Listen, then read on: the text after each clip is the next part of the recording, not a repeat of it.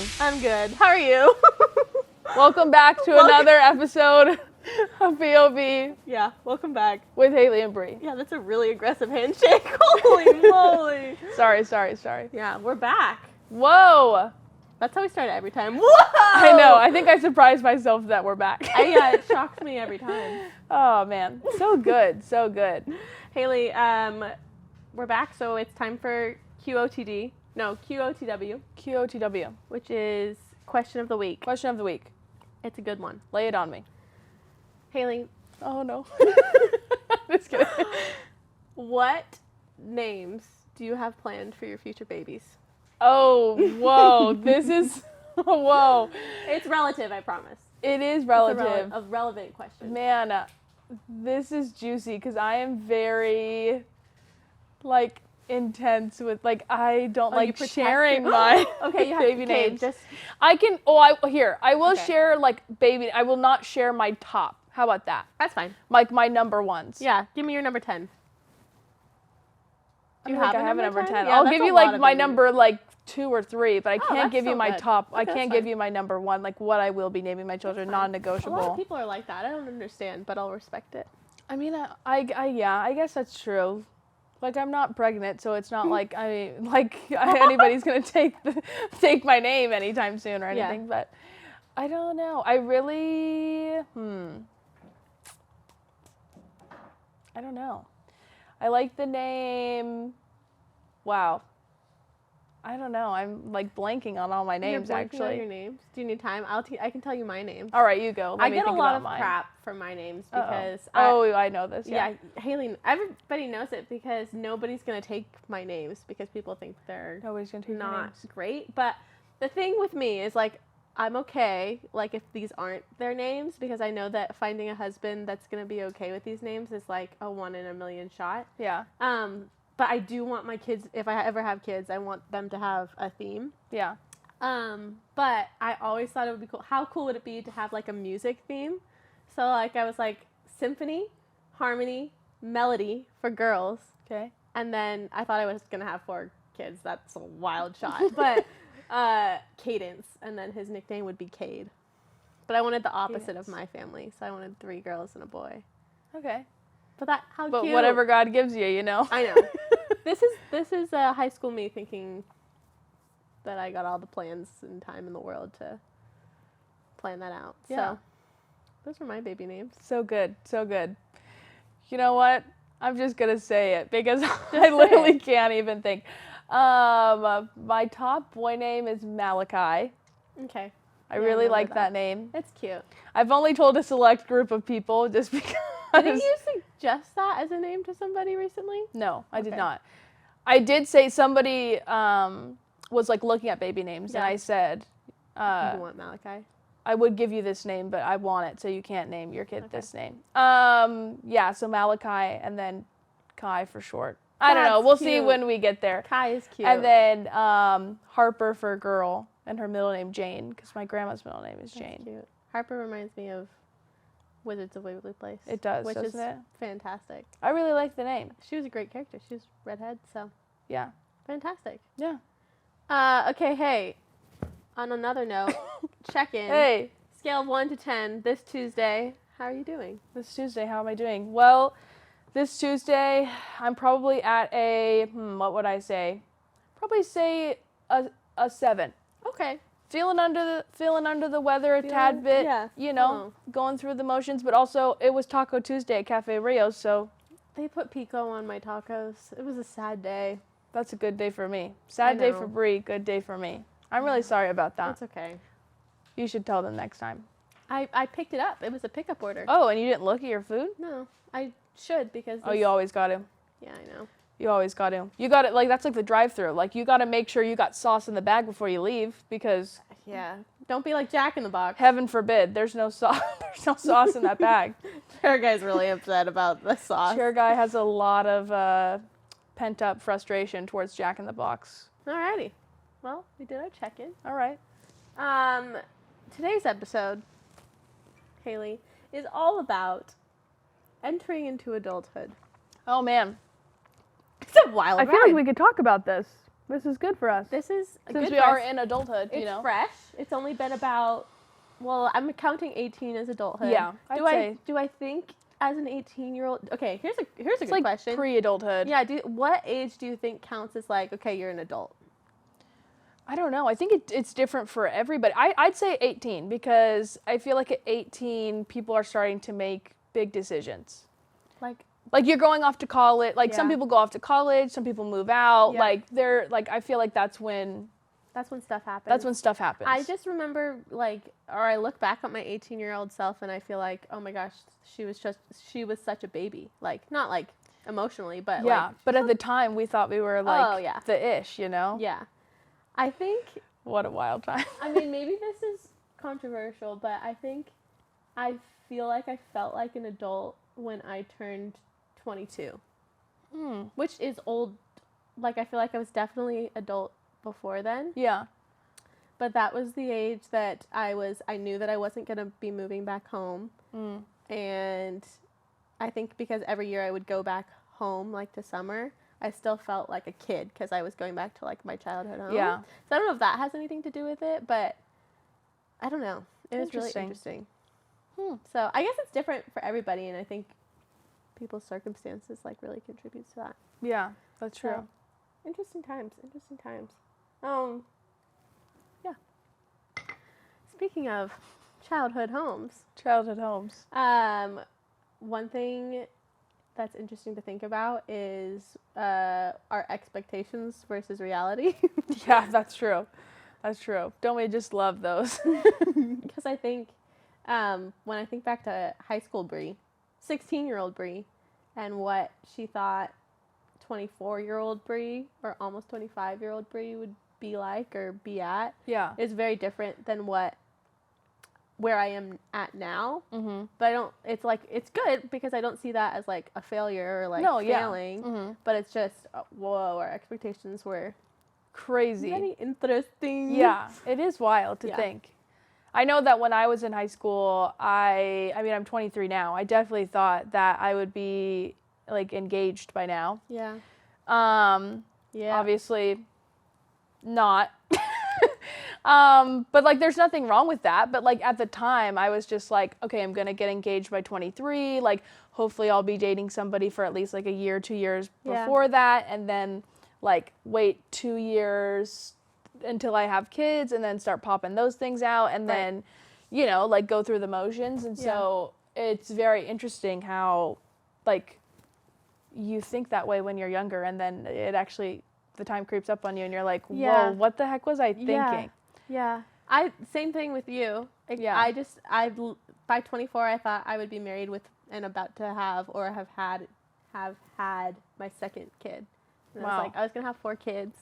I think I grew up nannying and babysitting a lot. So I was just around kids and I was like, oh yeah, this is Normal. the thing to do. Not the thing to do, but this is just what happens. Yeah. Like it's going to happen for me. There was no question of whether or not I was going to have kids or whether or not I was going to get married. Yeah. It was kind of just like, oh yeah, when I turn 21, I'm going to have a husband. Like, We just thought that they would just come down. I don't know what I thought. I also had no dating heavens. experience. So I was like, when I turn 21, a man is just going to fall in my lap and going to be the love of my life. Isn't that the dream?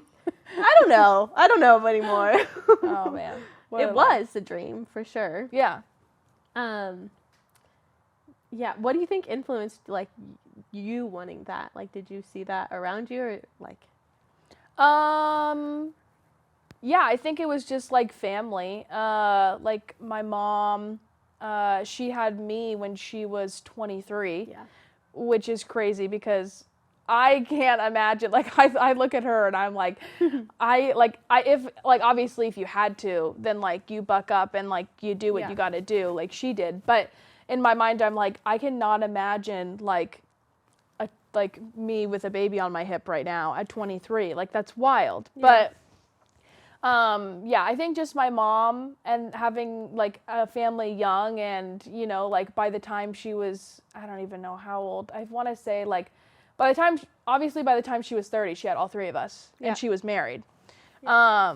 I want to say even by, like, 28, 29. Yeah, I'm trying to think of my mom too. I can't think of all of the, I don't know, but like by the time she was 30, she had a family and 3 kids and a husband, and I'm just like, wow, like that, or just like people surrounded, you know, by me. Like my uncle got married when he was in his 20s, and you know, like my grandma actually got married when she was, I want to say like 17 or 18. Yeah. And she had 2 kids by the time she was, well, she had her first kid by the time she was 19, 20. Yeah. And so I think it's just like a family thing. Like when I was growing up, it was just like, that's what you did. Yeah. Like you went off, had your career, went off to college if you wanted to, and then, you know, like you went out, got married, met somebody, got married, and have kids. Like that was like the American dream, at least in my eyes, when I was younger. Yeah. I think, yeah, me too. Like, I mean, I was talking to my dad about this actually earlier today, and I think as a kid, like obviously my aunts and uncles, like they got married later, had kids later, but like as a kid, all I saw was, okay, my aunts and uncles all have kids, they're my age, so like I just assumed, you know, everybody had kids. Yeah. When my mom did, which I think she had me when she was 21 or 22. Wild. And then had her last kid.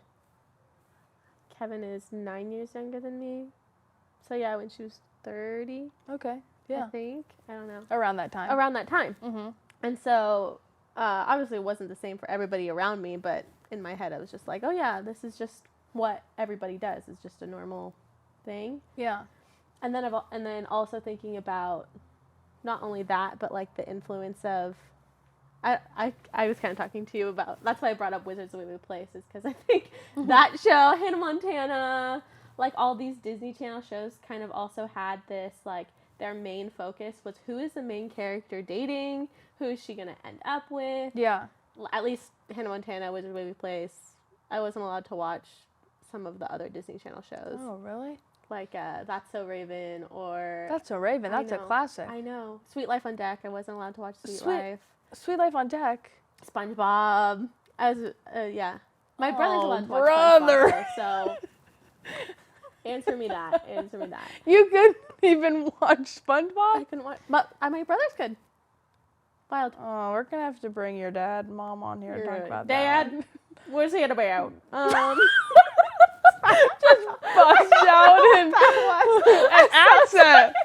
Whoa. That's a normal thing. I just bust out in random. Usually it's a British accent. I have no idea. I feel like that's more of a Hailey thing than a Brie thing. You've just been hanging out with me too much. I think we've been hanging out with each other too much. Yikes. That's awkward. Anyways, what I'm saying was like, yeah, I think Disney Channel really influenced like, oh yeah, you're just going to date. Like that's just a part of life. That's true. Dating and. Because these people were in high school and it was like, that was just the thing. Like go off, you find a boyfriend, girlfriend, and that's it. Which I don't know why I thought it was going to be normal to date when, like, as a 18-year-old, I hadn't even dated anyone. I don't know why I thought, like, oh, you hit 21. Yeah. Or you hit college. And it's just going to be a lot simpler. Wild. Yeah. So, yeah. Very interesting. It is very interesting. It's also interesting what reality is. Yeah. Because we've done a little bit of research. We don't come in here non-educated. Yeah, we got the facts. So, we got the facts right. We got some facts for you. So 20% of females are married. No, 20% of 23-year-old females are married, and 12% of 23-year-old men are married. Wow. And then for 24-year-olds, it jumps a lot. I feel like 24-year-old women, 26% are married, and 16% of men are married. Okay, so like as you get older, it jumps a little bit. Yeah, and the women get married younger than the men, which I feel like if you told these stats to high school me, I would be like in complete shock. Yeah. I'd be like, I thought it was going to be like 80% at least. 85. Because that's what is presented to us. Yeah. Is that like Yeah, I'm thinking now about back, like growing up as a high school student. I don't know if I knew many people who were single, obviously because I was in high school with other high schoolers who had families. Yeah. I also think like my location and like social like backgrounds of like where I was raised also has a lot to do with like that and like a bunch of stuff there. Yeah. But yeah, I think we really didn't have a lot of single older adults in our life to be like, oh yeah, this is also an option of growing up. Yeah. So I think that it's just it was kind of a weird shock of like, oh, yeah, there's not a lot of people. Yeah. But there are. It's 80% of the population. 90% of the population is not I guess married. when you have your own expectations of life, you just have your blinders on.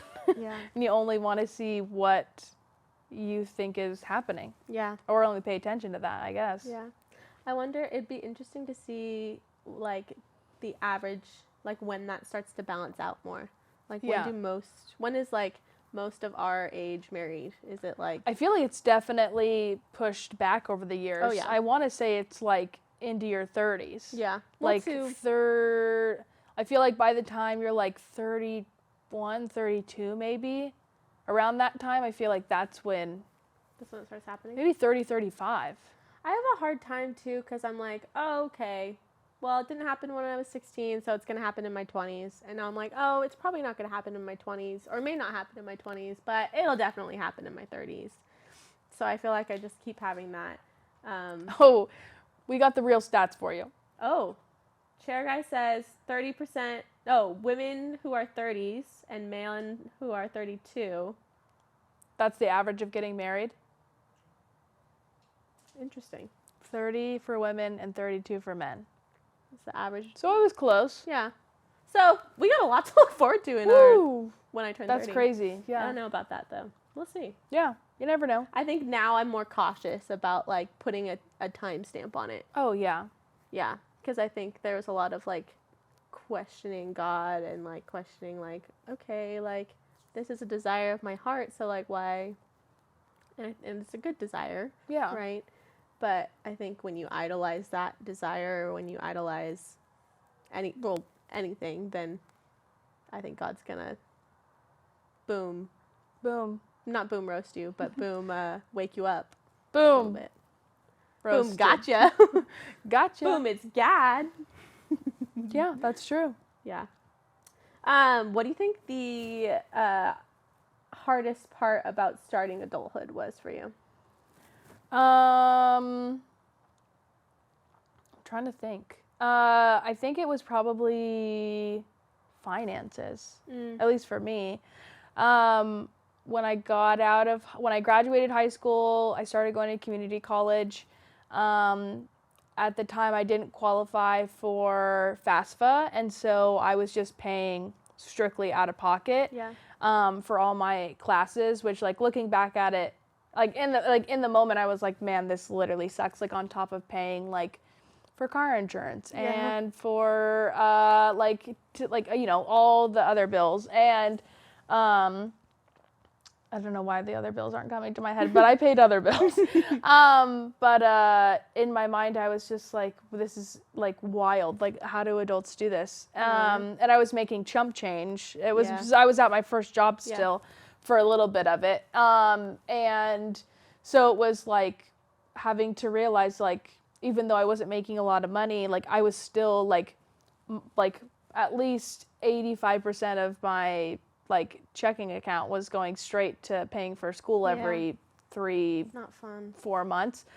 But like looking back on it now, I'm like, wow, like even though I struggled for a little bit, like it's nice to know that I have like no financial like student loans or like no debt right now, which a lot of people like graduating college have, you know. So I'd say financials, like realizing as an adult you have to start budgeting your money, and like with, you know, being an adult comes like responsibility, and like if you want things you gotta like figure that out instead of like when you're younger and a kid, it's like, hey, like I'm just gonna use my birthday money for this. It's like, well, unless you have $3,000 of birthday money saved up, like you ain't getting nothing. No. Like, you know, so it's very interesting. It would be interesting. Chair Guy, can you look up what percentage of 23 to 24-year-olds have student debt?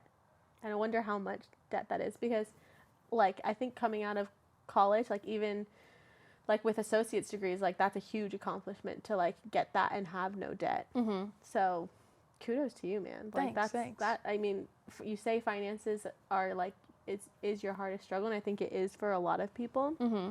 But I think on a national average, you're doing pretty good. Pat on the back. Oh, shout out to the train. Train. Yeah. Bye, train. Bye, train. Somebody's gonna find us someday where we're filming because they know where the train is. No, we just bounce different locations, but every location strategically has a train. Actually, we are on a train. Oh. And we are currently. That's why it's a consistent thing. It's because we're on a train. We love the train. We love the train. Yeah. Chair guy's still looking up those stats. What about you, Brie? What do you think the hardest thing for you about becoming an adult was, or entering into adulthood was? I think the moving away from family. Oh, I'm 5 hours away from my family. And I think, I have 3 younger brothers, so it's a big family. And so being someone, I just feel like also as the oldest, I just feel guilty for like leaving my brothers like so early on in their childhood. Like Kevin. Yeah, there's a 9-year difference between you and him, right? You said earlier. So how old would that? I'm trying to make sure that that's right. He's turning 17 this year. So you would have been 18 this year? No, he's turning 17 this year. So it's like an 8-ish year. Okay. 8 in a couple months. Yeah. Something like that. Yeah. Okay. It's like an 8-year gap. So when I left, he was 10. Whoa, yeah. And his voice was still the baby Kevin voice. Little baby Kevin voice. And now it's big baby Kevin voice. Sorry. I don't know if he watches this, but he's going to yell at me. And so I think that it was just hard because I was like living my life and enjoying my life and loving like college and having community and not moving back home, like making that decision to stay here because of the community that I have and have developed. I think. Sure, guys, holding. We were up just stats. giving. I'm gonna finish my story and then we'll get to the stats. But yeah, I think just like struggling with, okay, what is my role as like a daughter and as a sister when I'm 5 hours away, was like one of the hardest things to, and I feel like I'm still figuring that out. Like, how do I be a good sister and be a good daughter and be a good cousin, because I'm close with my cousins. Mm-hmm. So, whenever they have family dinners and they text like, hey, be here at like 5:30, I'm like, oh, I'm 5 hours away. Can't be there. I want to be there. So it's just, I think that's been the hardest part is like, I'm so grateful for this community that I have, but then being away from that community is like, oh. Dang it. Yeah, that's hard. Yeah. Back into finances. We have a lot of stats. A lot of stats pulled out.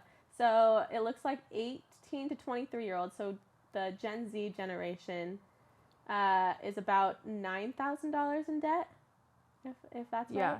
Yeah. Actually, that's not as bad as I thought it was going to be. No, I definitely thought it was going to be higher. Millennials, which is 24 to 39, is 78,000. That looks like 28,000. Low 78. Is it 78? Yeah, 78,000. Which, that's a big jump.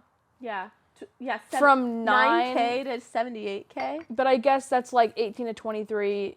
Yeah, like people who are 24 to 39, they're going for their masters? Graduates, doctorates. Yeah. And then 40 to 50, so Gen X, 135K. Baby boomers are still 96K in debt. All right, how did that, okay. Gen Z, Gen X, I don't know what you're doing wrong over there, but there's a big gap. It goes from 78 to 135 to 96. Yeah, Gen X, is that our parents? Yeah, that's our parents. How old's your mom? How old are your parents? My mom 46 and my dad's 40. Whoa, my mom definitely watches this podcast. She's gonna be upset if I say she's older. So I'm gonna say a nice 43. Okay. For good old Tris. Okay. Kev dog. Oh man. He's definitely oh man, I think there's like a 10-year age difference between my parents, 10 or 9. So I'm gonna say my dad is. Oh man, he's gonna kill me. We're just gonna say he's 52. Really? Your dad doesn't look 52. Shout out to Kev. He's definitely had his 50th birthday, so we're just going to say 52. Okay. Wow. Go Kev. That's Go awesome. Kev. Yeah, that's really interesting. So, yeah. You are below the national average for our generation because you have $0 in debt.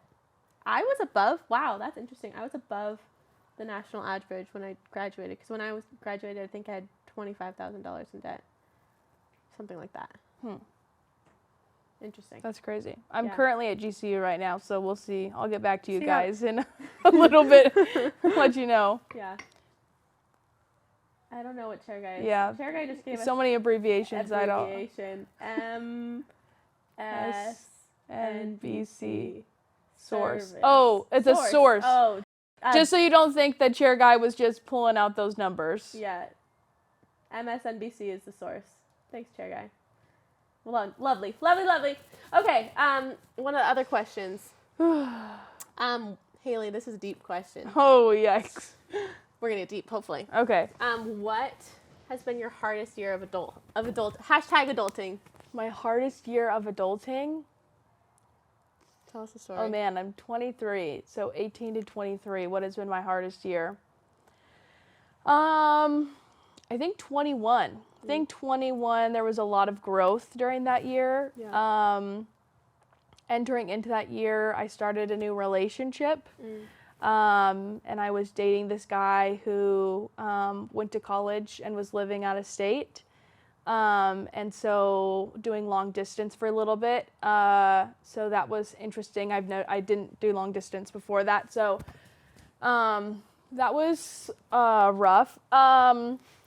But was it rough? That was an interesting time. Don't think I would ever do it again, but it happened. Long distance? Long distance. Yeah, it's crazy.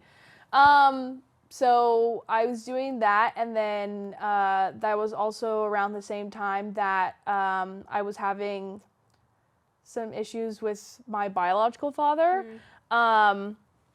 And so having somebody to talk to about that was like really nice. Like obviously I had my family, but you know, it was nice to have somebody who like didn't know who he was in order to be like, hey, like this is how I'm feeling, blah, blah, and have like someone who can, you know, like it's like your best friend. Yeah. And I like thought of him as my best friend. Right. And so, yeah, and then I feel like by my like halfway point of 21, I was no longer in that relationship and was blindsided, and we broke up, and that like absolutely crushed me. Like I thought I was gonna marry this person, and obviously the feelings were not like, I don't know, what's the word?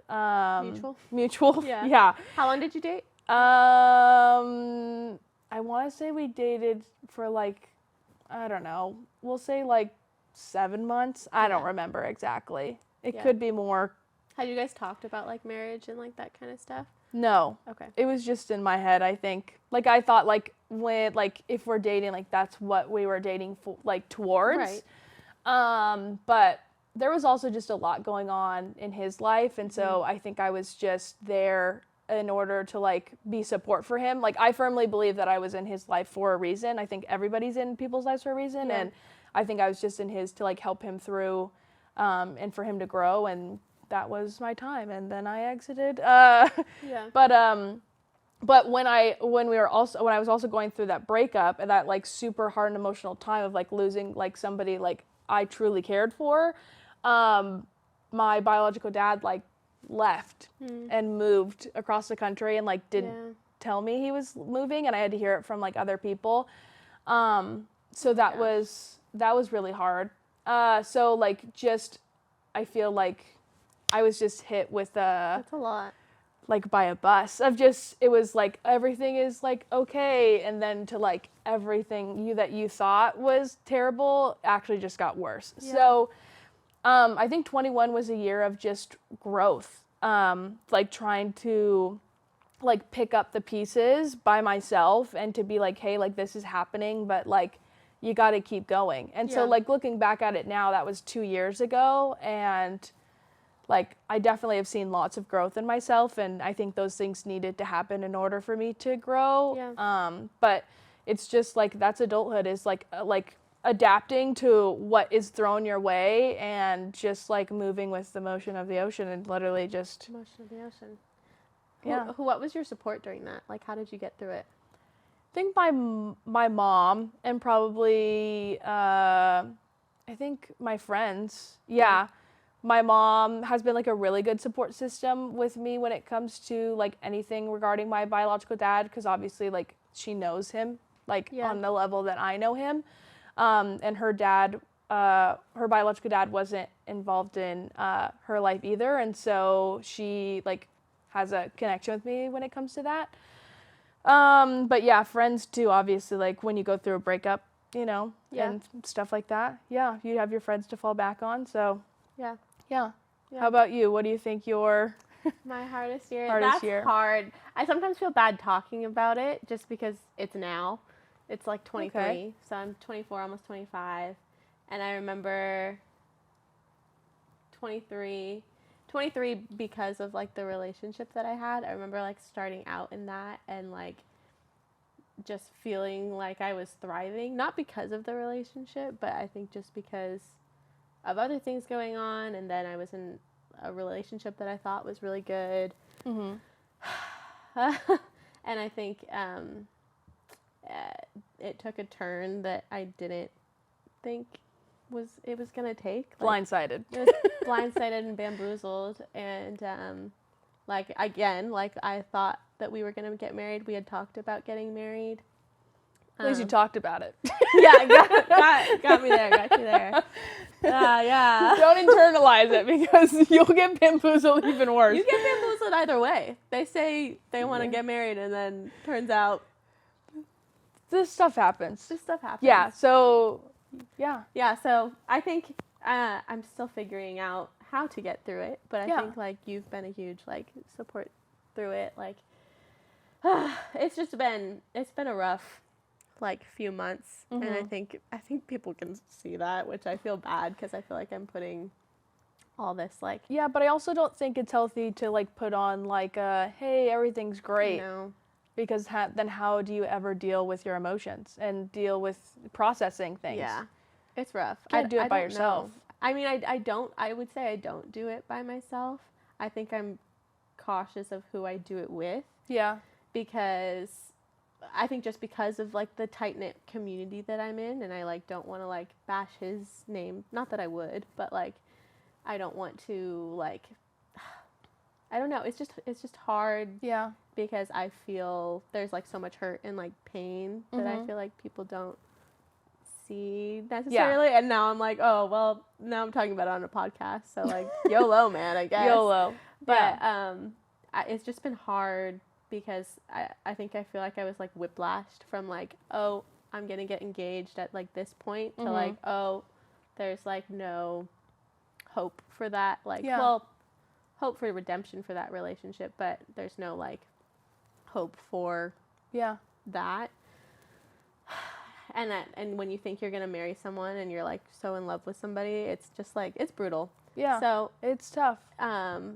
Relationships are hard. It's interesting that both of our hardest years have been because of a relationship. Or maybe not. Really does some damage. Or even like not even with a significant other, but like your relationship with your biological dad. Like, there's other relationships that have made things like very hard in my life too. I think this one trumps it, but like, it's hard. Like relationships are hard. Thinking about that and thinking about, you know, all we've gone through, and who we thought we would be when we were in high school or like going into college, what advice would you give your 18-year-old self? 18-year-old Hailey. Probably just to, I don't know. I guess just like it sounds cliche, but like let go and let God, like stop, like don't try to grow up too fast. Yeah. And don't try to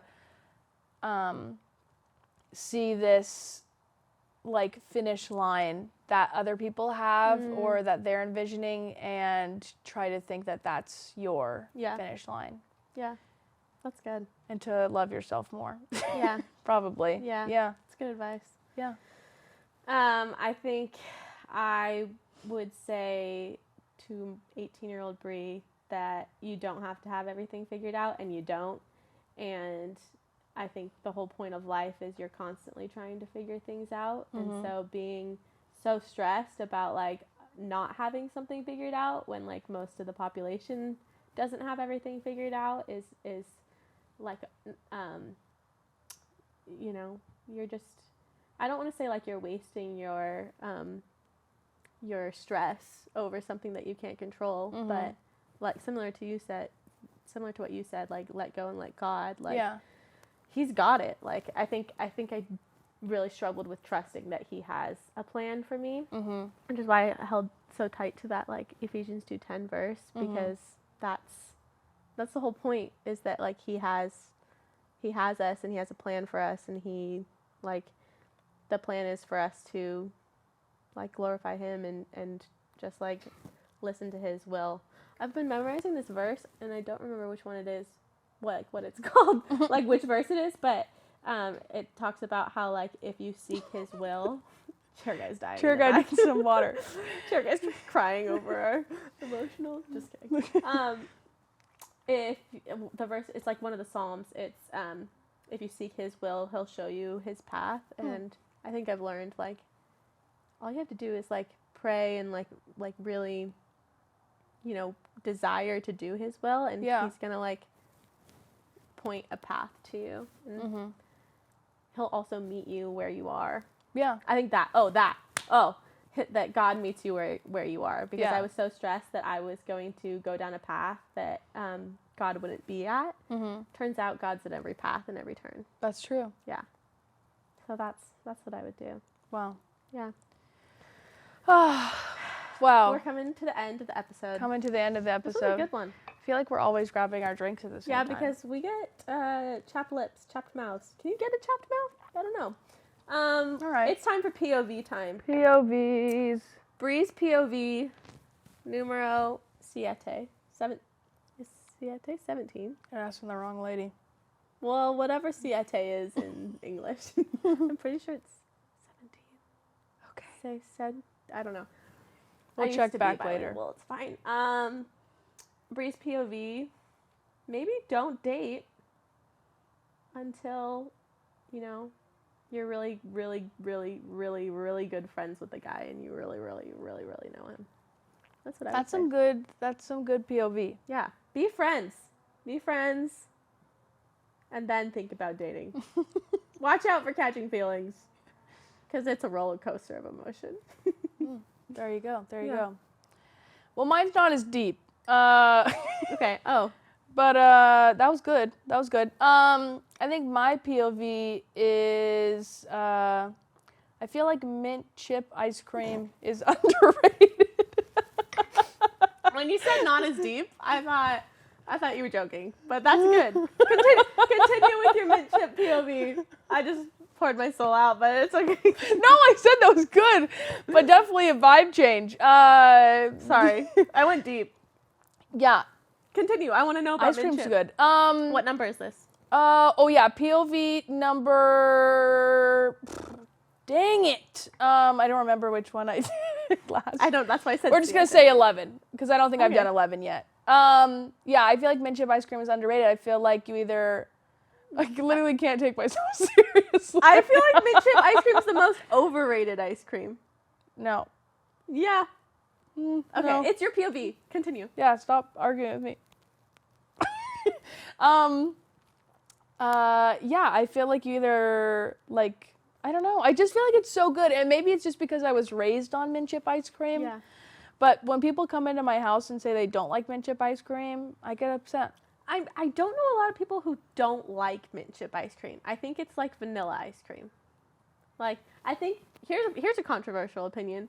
Vanilla, chocolate, strawberry, Oreo, and mint chip all fall into the same category of basic ice cream. I'm sorry. Hailey likes mint chip. It's underrated. Well, it's good that we ran out of time, because that saved us a fight on air. So, here's to friendship. Here's to relationship. Here's to mint chip ice cream. Here's to mint chip ice cream. It's the best ice cream out there. Now you're a liar. Okay.